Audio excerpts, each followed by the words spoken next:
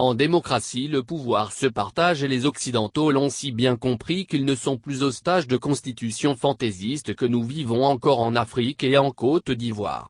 Les présidents africains en général ont séjourné dans ces pays occidentaux, ils savent donc bien que les pouvoirs s'équilibrent entre l'exécutif, le législatif, le sénatorial, et les régions. Pourquoi dès que ces Africains deviennent présidents dans leur pays, ils préfèrent qu'on les vénère? L'erreur a été commise au temps des indépendances. Nos pères des indépendances ont pris le chemin du culte de la personnalité. Les générations d'après les présidents Houphouët devraient corriger cette erreur en instaurant des systèmes démocratiques dans leurs pays respectifs. Je pense qu'il n'est pas encore tard pour bien faire.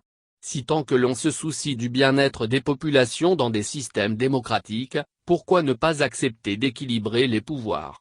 Vu la situation actuelle en Côte d'Ivoire depuis l'annonce de candidature du président Ouattara en plus des nombreuses frustrations sous ce régime, je propose les solutions suivantes.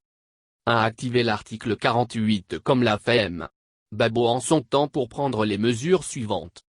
1. Accepter le report de la présidentielle d'environ 10 mois.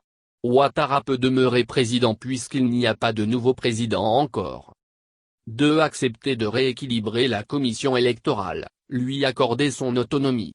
Elle ne doit plus prendre ses instructions de la présidence. 3. Prendre une loi d'amnistie qui libère et qui autorise tous les Ivoiriens exilés et prisonniers politiques, et ceux désireux de se présenter aux différentes élections dans le pays.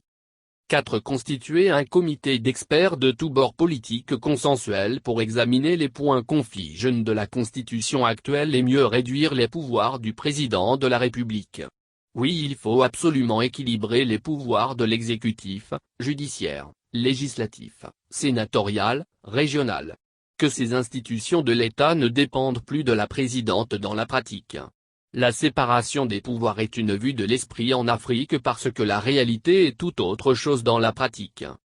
5. Les experts constitutionnalistes doivent préciser que tout changement dans la Constitution ne concerne pas la mandature du président en exercice car il aura déjà prêté serment ultérieurement. 6. Supprimer le budget de souveraineté de la présidence de la République dans la nouvelle Constitution. 7. Dans la nouvelle Constitution, il doit y être publié le salaire du président de la République et ses quelques avantages auxquels il a droit. 8. Préciser et limiter le nombre de départements ministériels pour de bon. 9. Verrouiller la nouvelle Constitution à venir afin que tout président qui vient n'ait pas le droit d'y toucher mais la respecter scrupuleusement au risque d'être démise avant le terme de son mandat. 10. Cette Constitution prendra effet immédiatement avec la prochaine élection présidentielle à laquelle je le répète tout le monde peut prendre part y compris vous-même. Nous voulons ainsi clore la parenthèse des constitutions personnelles et des pouvoirs excessifs du président de la République, source des conflits en Afrique et en Côte d'Ivoire. Personne ne cherchera plus forcément à plaire au président de la République, à être un de ses proches, et se taira. Le président sera comme un des hauts fonctionnaires de l'État. Ne craignez rien à faire cette ouverture historique qui fera de vous le deuxième Houphouët du pays. Vous-même et vos partisans auront du temps pour consolider vos acquis et même garantir votre réélection. Votre bilan est là, inattaquable en plus de cette large ouverture historique que je vous propose équilibre tout le monde. L'opposition a du mal à se mettre d'accord sur le choix d'un seul candidat alors que le RHDP n'a qu'un seul candidat, c'est aussi une force. Tous les opposants veulent chacun être candidat à la présidence, c'est une faiblesse pour eux et le candidat du RHDP pourra largement en profiter pour tout rafler. Avec ces propositions, le pays retrouvera la paix.